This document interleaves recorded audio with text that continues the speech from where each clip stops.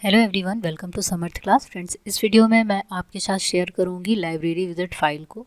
BEd first semester में आपको library visit करना होता है और उससे रिलेटेड आपको फ़ाइल बनानी होती है। तो ये फ़ाइल लाइब्रेरी विजिट की है। तो किस तरीके से ये फ़ाइल बनाई जाएगी और आप इसके अंदर थ्योरेटिकल एस्पेक्ट और प्रैक्टिकल एस्पेक्ट में क्या क्या चीज़ें लिखेंगे, सभी पॉइंट को डिस्कस करेंगे। तो चलिए शुरू करते हैं। वीडियो को लास्ट तक देखिएगा ताकि आपको अच्छे से समझ में आ जाए कि ये फाइल कैसे बनेगी। फर्स्ट पेज पे आपका रहेगा कॉलेज का name, BEd first semester session, college का लोगो और सबमिटेड टू सबमिटेड बाय, और आपकी जो हेडिंग रहेगी वो रहेगी लाइब्रेरी विजिट फाइल।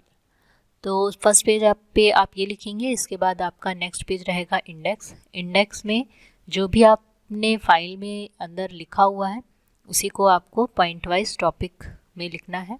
तो ये रहेगा आपका इंडेक्स। डेट वाइज आप करेंगे, किस डेट में आप गए वो भी आप मेंशन करेंगे इंडेक्स में, और टॉपिक, पेज नंबर, सिग्नेचर। तो यहाँ पे पहला है point introduction of library, library के बारे में बताना है। इसके बाद types of library. Third point है infrastructure of library. Fourth point है इंपॉर्टेंस ऑफ लाइब्रेरी। इसके बाद आपका रहेगा प्रैक्टिकल एस्पेक्ट और कंक्लूजन।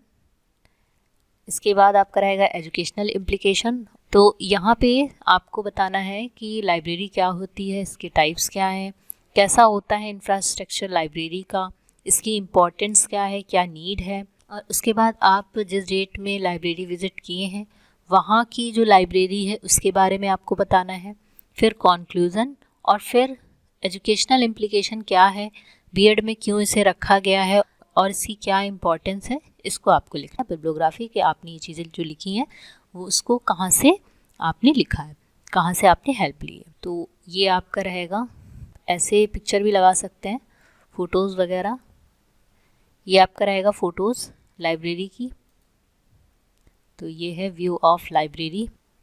तो क्योंकि आप थ्योरेटिकल एस्पेक्ट लिख रहे हैं तो इसमें आप लाइब्रेरी की फ़ोटोज़ लगाएंगे जो भी आपको ईज़िली मिल जाए। इसके बाद आपका रहेगा इंट्रोडक्शन। यहाँ पे आप बताएंगे कि जो लाइब्रेरी विज़िट है इसमें आपने क्या सीखा, क्यों रखा गया है, कैसे रेफरेंस है, क्या क्या चीज़ें होती हैं, ये सारी। इसके बाद लाइब्रेरी कहाँ से वर्ड आया है, तो the word library is derived from the Latin word Liber which means book. इसके बाद आपका रहेगा, आप इस तरीके से फ़ोटोज़ लगा सकते हैं। ये लाइब्रेरी का व्यू है। ये आपका डिजिटल लाइब्रेरी जो कि हम ऑनलाइन पढ़ते हैं। फिर हम लिखेंगे लाइब्रेरी की डिफिनीशन क्या है। तो UNESCO define the library as collection of the printed books and the periodical or any other graphic or audio visual material with a staff to provide a facilitate the use of such material as are required to meet the information, research, educational and the recreational need of user।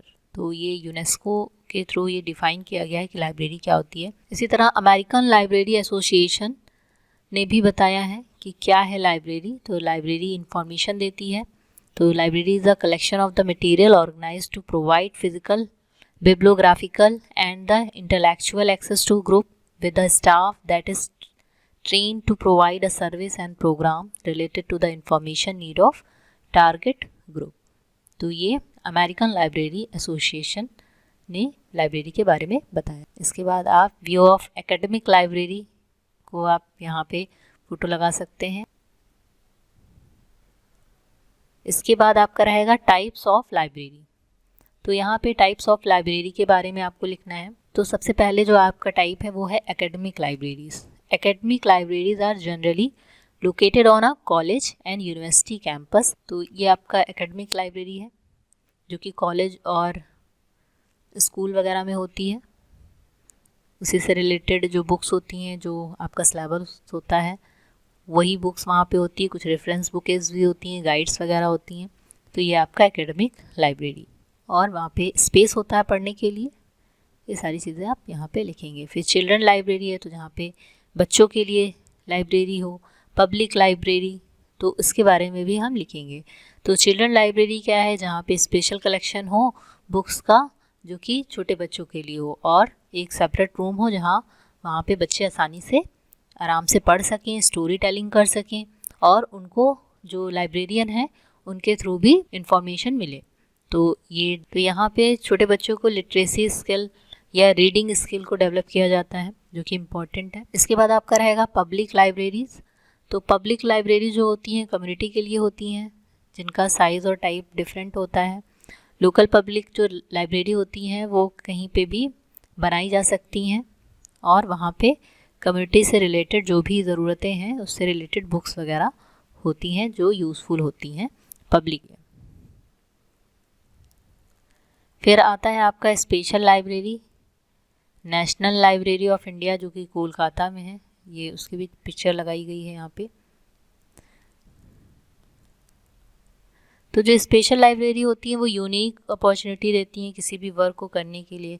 एक specialised environment होता है या किसी से related जो important चीज़ें होती हैं वहाँ पे वो चीज़ें रखी होती हैं। बुक्स हो गया या हॉस्पिटल से रिलेटेड, प्राइवेट बिजनेस से रिलेटेड, यहाँ पे एक स्पेशल एरियाज़ को कवर किया जाता है।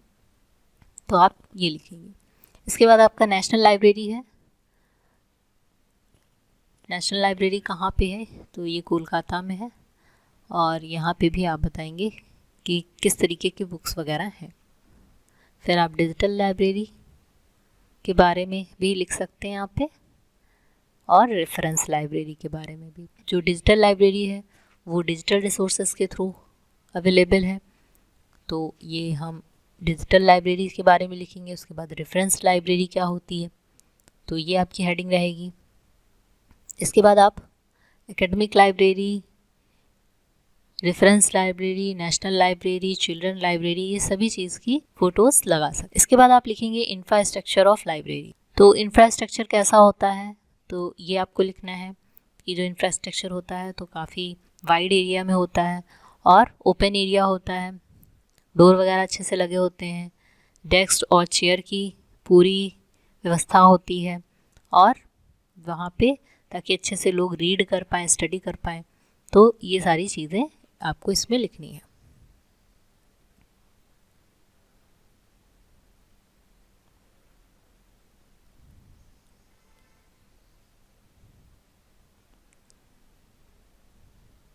तो हर लाइब्रेरी का इंफ्रास्ट्रक्चर जो होता है, जो पैरामीटर होता है, वो एक फिक्स्ड होता है, एक नॉर्म्स होता है, उसके अकॉर्डिंग बनाई जाती है। तो स्कूल लेवल पे कैसी होनी चाहिए और कम्युनिटी लेवल पे कैसी होनी चाहिए, ये सारी चीज़ें आपको यहाँ पे लिखनी है।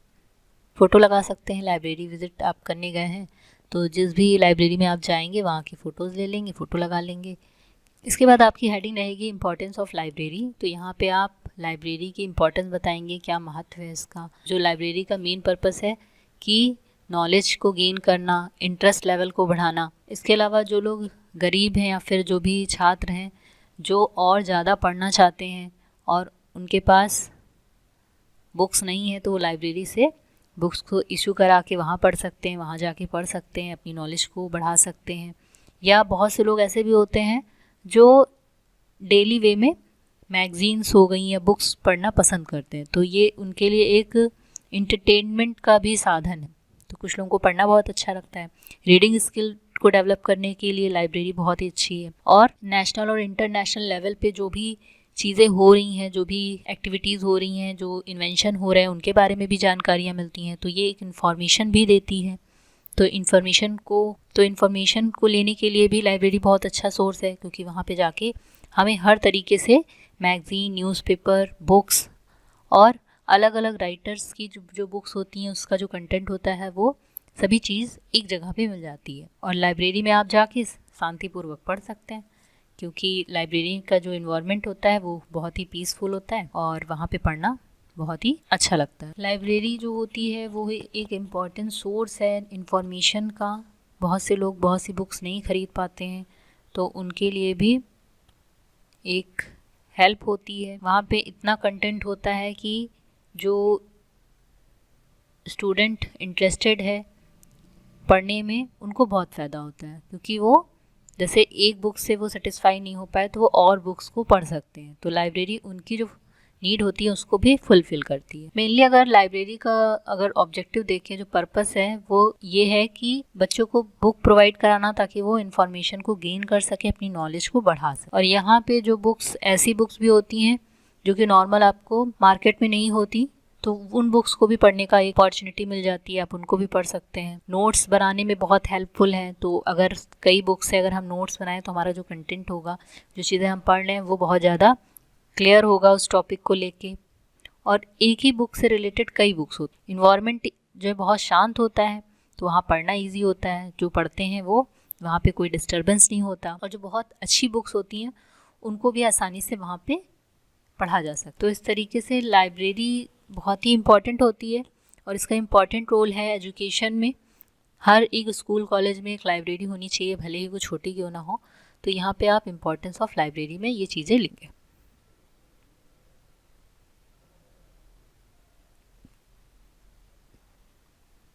इसके बाद आप फ़ोटो लगा सकते हैं अगर अवेलेबल हो पाती हैं, तो आपकी फ़ाइल देखने में अच्छी लगती है अगर आप फ़ोटोज़ वगैरह उसमें लगा देते हैं। इसके बाद आपका रहेगा प्रैक्टिकल एस्पेक्ट, और इसमें आप लिखेंगे कि आपका नाम क्या है और आपने किस कॉलेज से जो बीएड कर रहे हैं वो, और उसके बाद आप कहाँ लाइब्रेरी विज़िट करने गए, तो उसका place, time of visit, date of visit, name of the librarian, और उसके बाद बुक्स ऑफ लाइब्रेरी। तो यहाँ पे आप बताएंगे कि वहाँ पे कितनी बुक्स थी और किस लेवल की थी और कहाँ से कहाँ तक की बुक वहाँ पे हैं। न्यूज़पेपर वगैरह अगर है, मैगज़ीन, तो इसके बारे में भी आप यहाँ पे लिखेंगे। तो आप जो भी लाइब्रेरी में विज़िट कर रहे होंगे उसी के बारे में आपको लिखना है। वहाँ की आप फ़ोटोज़ लगा सकते हैं कि वहाँ पे क्या क्या चीज़ें हैं। जैसे मैगज़ीन सेक्शन भी है वहाँ पे, न्यूज़पेपर है तो न्यूज़पेपर हिंदी इंग्लिश अगर दोनों में आ रहे हैं तो वो भी आप यहाँ पे लिखेंगे। जो मैगज़ीन है, कौन कौन सी मैगज़ीन है, हिंदी इंग्लिश या इसके अलावा भी कोई अगर है तो वो बताएंगे। लैंग्वेज ऑफ बुक्स कौन सी हैं, तो वो आप लिखेंगे कि यहाँ पे हिंदी, इंग्लिश और संस्कृत में भी बुक्स अवेलेबल हैं।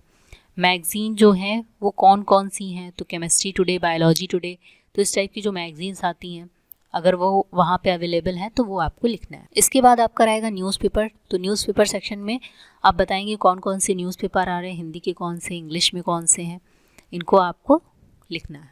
फिर आप व्यू एक लगा सकते हैं वहाँ का कि किस तरीके से अरेंज है वहाँ पे बुकें। इसके बाद आप लिखेंगे टाइप्स ऑफ बुक्स कौन कौन सी हैं इस लाइब्रेरी में। तो एक वाइड रेंज बुक्स का है, कौन कौन सा है। जैसे प्री प्राइमरी सेक्शन में कौन कौन सी बुक्स हैं, यहाँ पे 3D animated numbers, fun with numbers, capital letters, toddler treat, तो ये बच्चों के लिए जो बुकें थी प्री प्राइमरी के लिए।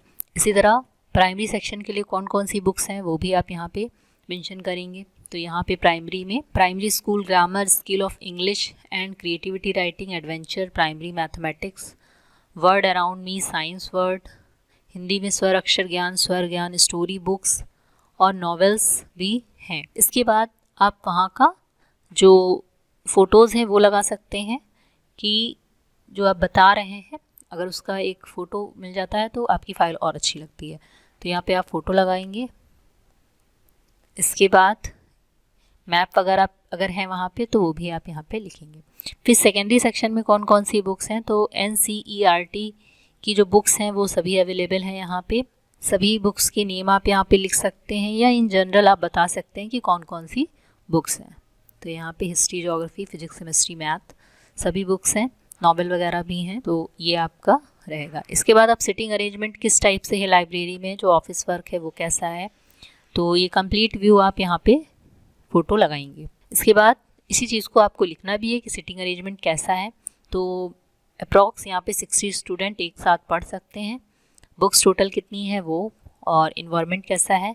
इसके अलावा टीचिंग एड्स क्या क्या है यहाँ पे, तो यहाँ पे मॉडल्स वगैरह हैं, मैप्स हैं, टेप रिकॉर्डर और ग्लोब वगैरह भी रखा है, क्वेश्चन बैंक्स और कैरिकुलम प्लानर, प्रोजेक्टर और लैपटॉप की भी सुविधा है। इसके बाद ये आपका बोर्ड है, नोटिस बोर्ड ऑफ लाइब्रेरी। तो लाइब्रेरी से रिलेटेड जो भी इंपॉर्टेंट इन्फॉर्मेशन होती है तो वो यहाँ पे लगा दी जाती है। तो अगर है वहाँ पे तो आप इसको मेंशन करेंगे। इसके बाद राइटिंग बोर्ड भी वहाँ पे है, तो यहाँ पे भी लिखेंगे कि क्या रूल और रेगुलेशन है। इसके बाद आपका रहेगा rule of regulation of library. तो यहाँ पे silence should be maintain at all time, books are issued to the student every week for 7 days। जो वहाँ पे रूल्स हैं उन रूल्स को आपको यहाँ पे लगाना है। इसके बाद अगर फाइन वगैरह है वहाँ पे कि लेट जो भी देता है तो उसको फाइन अगर देना है तो वो भी आप मेंशन करेंगे। रेफरेंस बुक कौन सी हैं तो ये आपको लिखना है। इसके बाद यहाँ पे आप कार्ड लगा सकते हैं कि किस टाइप का कार्ड है वहाँ का, लाइब्रेरी कार्ड, और कैसे चीज़ें मेंशन की जाती हैं।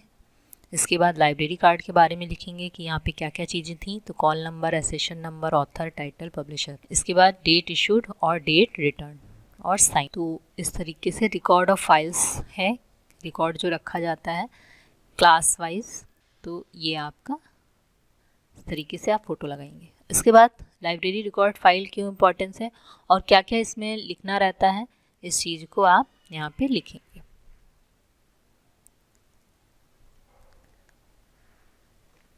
शेल्फ वगैरह भी है वहाँ पे, तो कबर्ड के बारे में भी आप लिख सकते हैं। जो जो चीज़ें वहाँ पे आपने देखा उन सभी चीज़ों के बारे में आपको लिखना है, और फ़ोटोज़ वगैरह अगर अवेलेबल है तो आप उनको लगा सकते हैं। इसके बाद आपकी हेडिंग रहेगी कंक्लूज़न की। तो आपने जब लाइब्रेरी विज़िट की आपने क्या देखा, क्या सीखा, टोटली जो आपने देखा उसी से रिलेटेड आपको कंक्लूज़न लिखना है। इसके बाद आपका रहेगा सजेशन।